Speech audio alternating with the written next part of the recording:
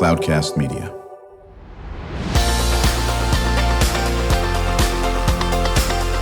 Drew Schlosberg Spotlight on the Community Show, amplifying the voices of social impact organizations, entrepreneurs, local nonprofits, and other community champions who shape the culture, creativity, and connectivity of San Diego. Brought to you by Mission Fed Credit Union, bringing good things to San Diego for over 60 years. Learn more about what is good for you and good for all by visiting www.missionfed.com. I'm Drew Schlosberg of Cloudcast Media, and we are very pleased to have in the studio with us today is Steve Stopper. He is the CEO and founder of Save Starlight. How you doing there, Steve? Drew, I'm good. Thanks for having us. I really appreciate you coming into the studio. So before we get into the mission of Save Starlight, for those youngins, or maybe folks that are not necessarily youngins that have no idea what the Starlight Theater, the iconic Starlight Theater was in San Diego, maybe you can give us a brief history. There is no brief history, but I'll try to keep it short. We got 3 hours. 3 hours, okay. The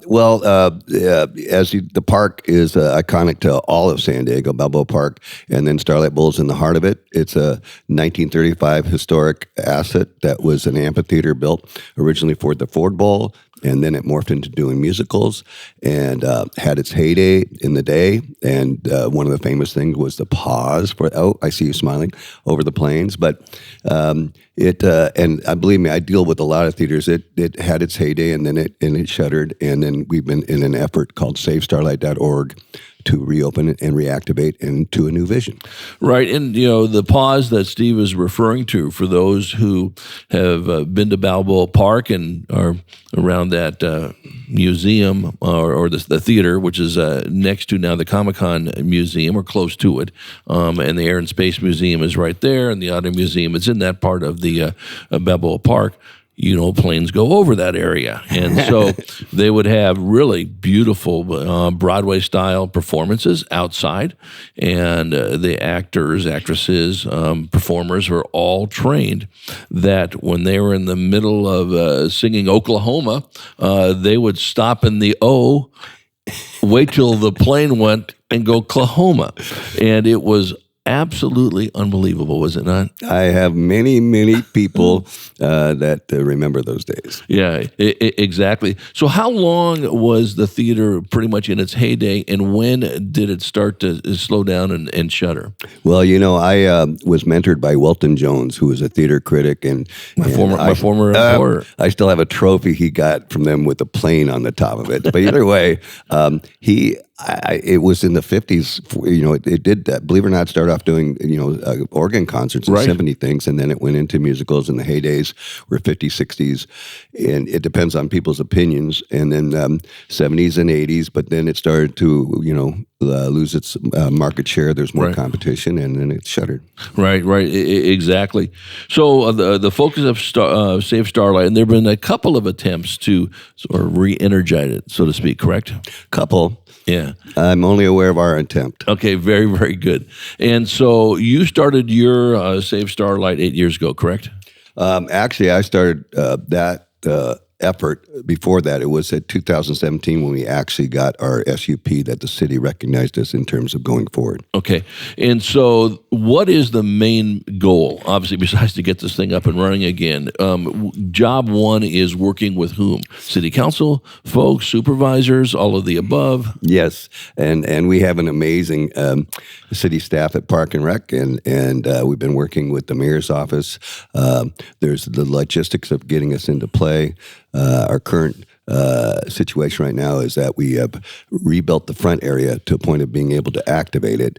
So the idea is there's a small little stage up there, and the goal is to try to activate that to some kind of a use. We have a concession restaurant there ready to go. And the idea is to create some kind of activity that would bring forward more monies. We actually have significant donation scheduled for once we get under a lease. The problem with an SUP is a temporary type of situation. A lot of people have trouble supporting that. Okay. But once that's in play, I feel that we're going to be really in great shape. We've worked with architects throughout the city in terms of designs and stuff like that.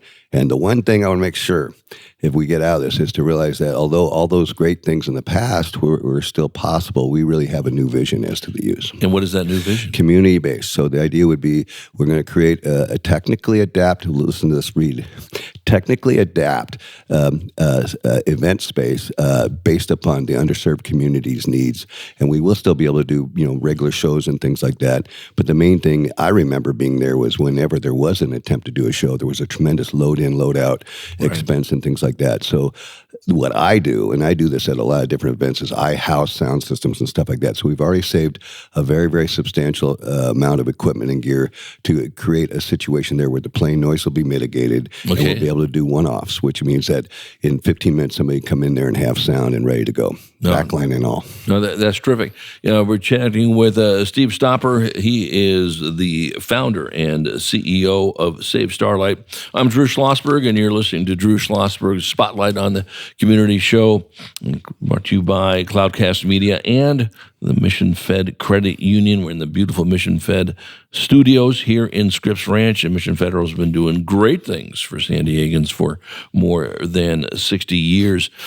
With the advent of Comic-Con Museum, which is right now in that same neighborhood that Starlight is, and some of the new things or some of the different things that are happening at Balboa Park, that's just going to be a boon for Starlight, or am I wrong on that? Oh no, I believe in it completely in the cohabitation of all these different efforts. Balboa Park's iconic. I think it's listed somewhere as the most largest tourist attraction in all Southern California. It blows me away. And the more amenities we can create, the better. We think that there's really a gap we can fill in terms of amenities, in terms of creating these kind of things that normally really couldn't happen at that performance level and at that scale. And so I am very, very excited about the future. In that area, I don't know if you know, that's called the Palisades area. That's the southern section that recently the city removed that parking and created a gathering space there. And go ahead. I didn't realize it's been a while since I've been to the park. When I go, I usually hang out more on the Old Globe Theater side or on the Reuben H. Fleet side or the Natural Museum. So they've turned that all in, took it out the parking lot right in front of Comic-Con? Yes, so that's actually been a wonderful thing. There's already a lot of things that are occurring in that area. You see the gatherings, and you go there on a weekend. Nice. You really, how the upper area is where there is no parking near the museum. Now we have that down. There's still parking above it, but the idea is that close to ours, Jim Kittrick's there in space, the Auto Museum's there. And Comic-Con, of course. We're excited about Comic-Con being there. Yeah, they're going to come on our Spotlight show in not too distant future. Matter of fact, they might be coming on the next week or two in that area. But you still have that big parking lot right off of Park Boulevard, correct? That's still there, is it not? Are you talking to the right or left as you go? If you're coming up Park and you're going past City College and you're going, I guess, north, Balboa Park's north. On your left, and you make a left on, was that President's Way or something? President's Way. There's a big park lot still there. There's a big parking lot still there, yes. And the Oregon Pavilion parking lot's still there, of course. Yes, still there. Yeah. So parking is always a problem in our park. Oh, I know. And so, yes, I know that's something that needs to be addressed. But either way, nope, there's a lot of parking behind Starlight to the side of it. So what do you need from our listeners, so to speak, or just San Diego residents or San Diego County residents? How can they help your efforts? Well, right now we put a lease proposal in front of the city, and I'm becoming more and more aware of what a challenge that is for our city. There's a lot of leases on the docket, if you will. Okay. And we were one of them, and there's some very important leases. We think we're important, but no matter what, the city's doing its best to forward everything that they've got. But obviously, if you can reach out to your council member, and one of the things I want to say is District 3 is Balboa Park's council member, but everything we're talking about doing affects so many different areas of the city. And when you talk about the people that have indicated using the space in terms of actively using it, there's a lot of people from the South Bay, and again, underserved communities. That's really our forte. So I do think everybody would do well to try to urge their council people to try and push this through. And how about supervisors? Are the supervisors involved at all? Well, they've actually listened to what we have, and so of course we're interested in that. Generally speaking, where we're at, I mean, just a nutshell is that I just had a really nice meeting with Park and Rec. I just feel that things are all coming together, and I'm just hopeful that at some point we can get this lease in play, because that's our biggest challenge. It's been admitted to by everybody that yes, we need funding. This project was originally a tandem thing between the city and us as a work thing, and I think that's still included, but I do know that it requires a lot of private sector support, and that's a very hard thing to grasp under an SUP because it has a temporary edge to it. So I'm just hoping that we can get the lease in play and then activate all these possible supporters. Right. Is there a time frame at all? Obviously, you want to do this as soon as possible, to say the least. But I mean, what do you think if you were a betting person, and maybe you are, maybe you're not? You say realistically, we feel pretty good this is going to go through, and we think this is the time frame, or who knows? I believe in this city like nobody's business, and I know this is going to go through. That's great. I don't have any control over the time frame, and to be honest, the more I'm learning, a lot of our leaders don't either.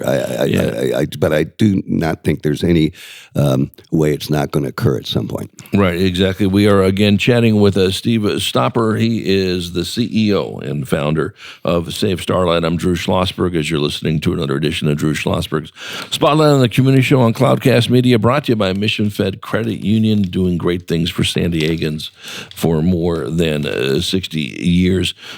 Is you doing this by yourself? Do you have a committee that's working with you? Do you have a board that's working with you? Yes. The probably the most unknown is how large Save Starlight organization is. Okay. So I welcome everybody to get out their pens or their little computers, www.savestarlight.org, and look how large our team is. I actually do believe we're one of the larger tooled up, efforts in the park. Yeah. We come back from break. We're going to chat more with Steve about Save Starlight and maybe get some of his vision if he was to wave the magic wand, which he has, what it would look like once the lease goes through and once we start seeing the Starlight Theater. Are you going to call it the Starlight Bowl again, or what are you going to call it? I believe the Starlight Amphitheater is where we're at right now. There's naming right things that the city has in play and rules. I think they could be sponsored by certain things. We'd love to open that up. It's weird. The original name was not Starlight. It was the Ford Bowl. So really, but Starlight's what everybody remembers. And so to me, I don't care about the name. I only care about this vision and this future that I see. Yeah, no, that's great. We're going to talk more about that when we return to our Spotlight on the Community Show, and we will be right back.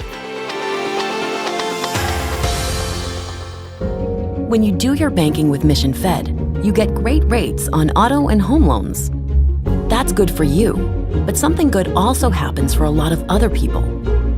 We're not for profit, so we put money back into the community to help lots of great nonprofits to keep San Diego strong. So you're not just getting something good, you're doing something good. Come to Mission Fed. It's banking that's good for all. Brand amplification is the DNA of Cloudcast Media, and our code is the powerful blending of sound, voice, and storytelling to lift local brands and their communities. Whether it is our Brandcast, Schoolcast, or Causecast platforms, the unifying ethos is all about this community, the one you call home. If you dare to dream and want to explore the brand amplification of Cloudcast, a national leader in local podcasting and other Winfluence strategies, please visit us at cloudcast.us.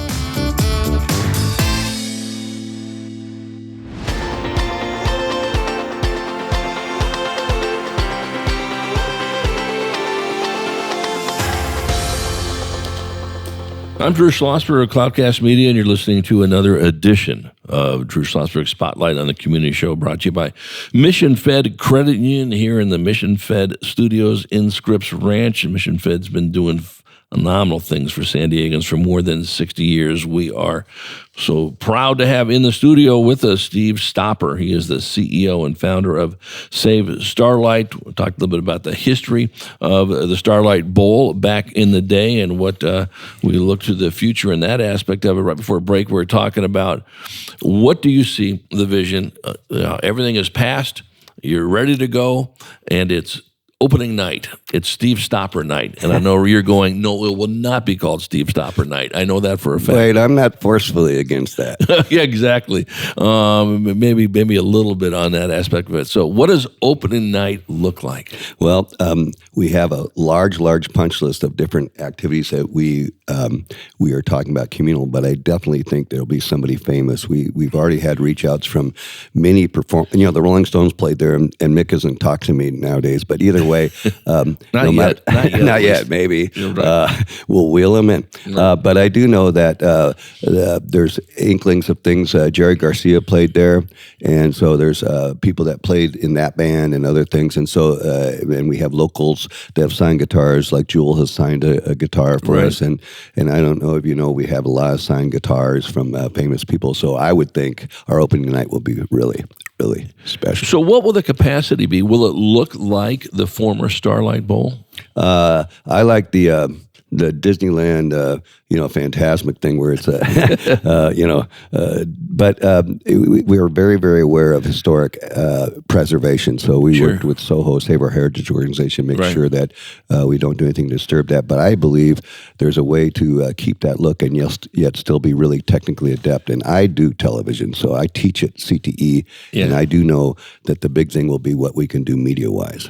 Yeah, it's interesting. I'm so glad because this your name popped up from one of our good friends, Molly. Molly, yes. She was just absolutely spectacular. The CEO of Noah Homes, doing great things out in Spring Valley and so forth. And I know that's something that's near and dear to your heart, working with nonprofits, to say the least, in that area. Do you see them, Noah Homes or somebody else, they'll have that for a night or two, or maybe even be the beneficiary of a concert, or both? Sure. The idea of community is exactly that. We've already, and like I said, we have the studio, 10,000-foot space up in Kearney Mesa. We've done projects for them. We've let them record in that place, and that's what we intend to keep on doing. And things like Noah Homes, you want to expose that to the community. And we're even talking about trying to do, aside from having people that with challenges be able to attend things, but actually have them perform. So we're excited about trying to create something like that. Yeah, we are. I'm not sure if you know this, Steve, but we're going to be helping them set up their own podcast at Noah Homes. And they deserve it. They do, and they'll run it, of course, and that's the best opportunity for those folks as well. So where there'll be a whole wide swath, there'll be performances, there'll be concerts, there'll be plays, there'll be readings, everything. Heck, we've had circus there.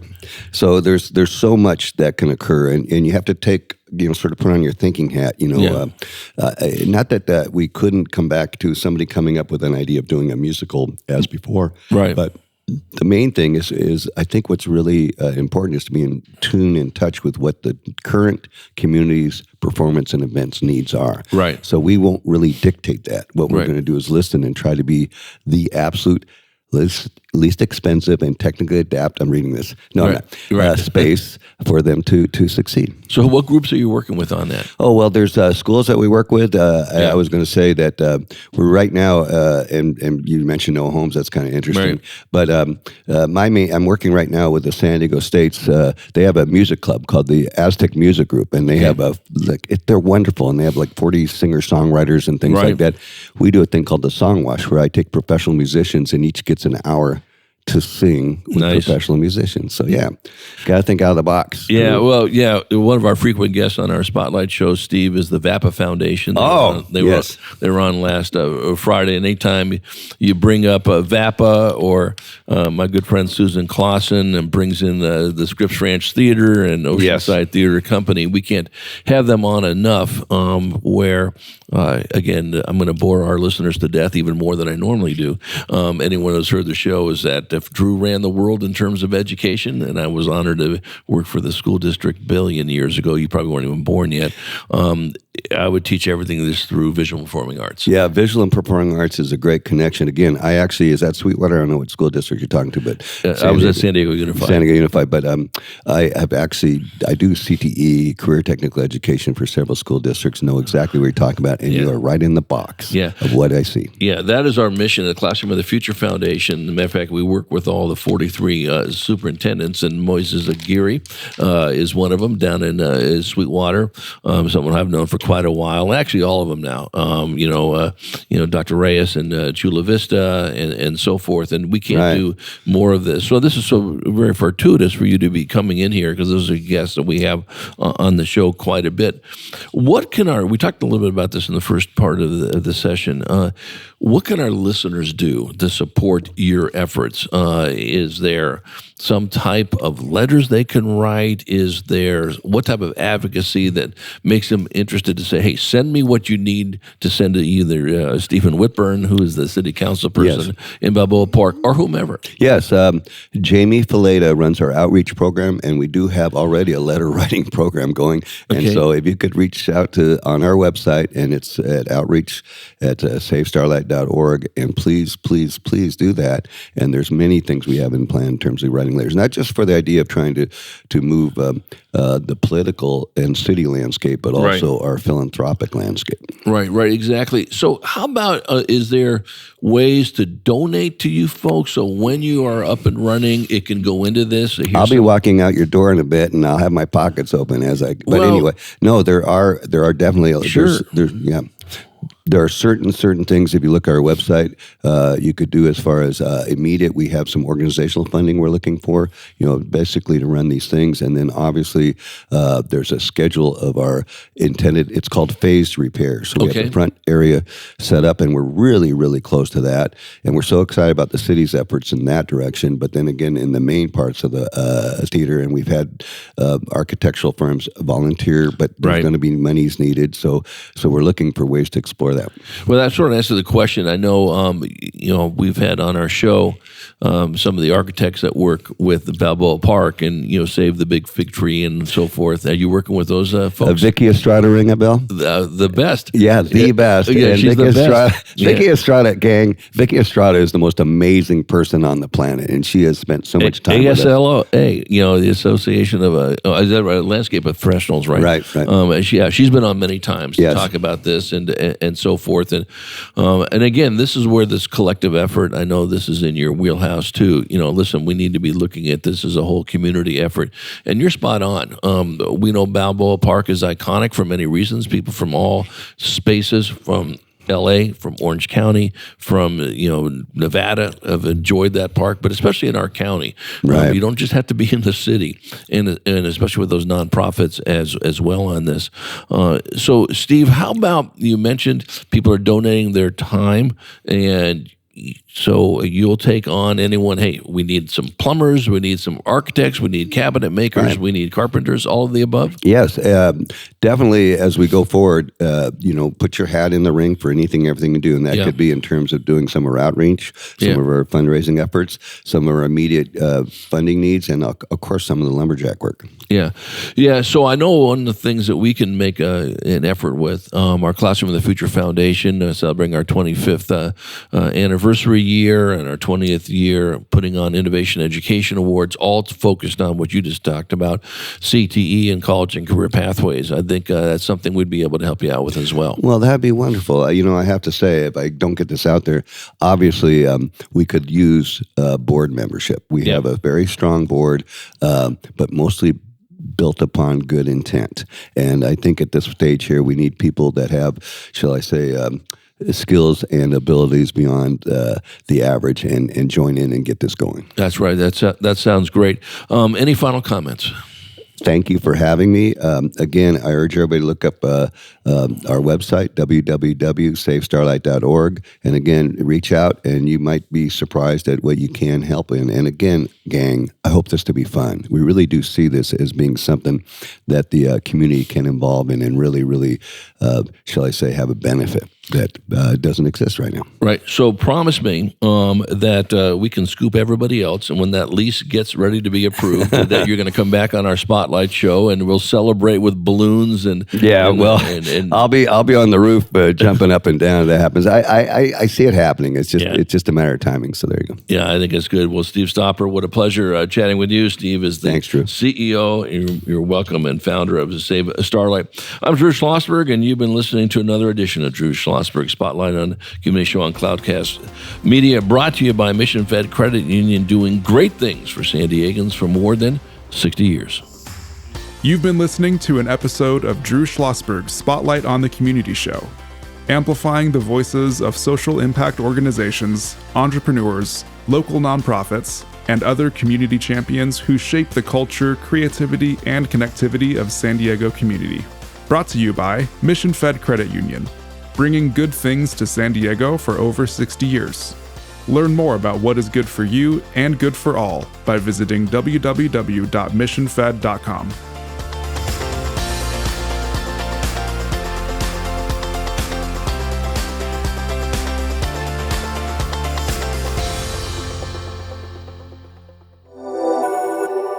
Cloudcast Media.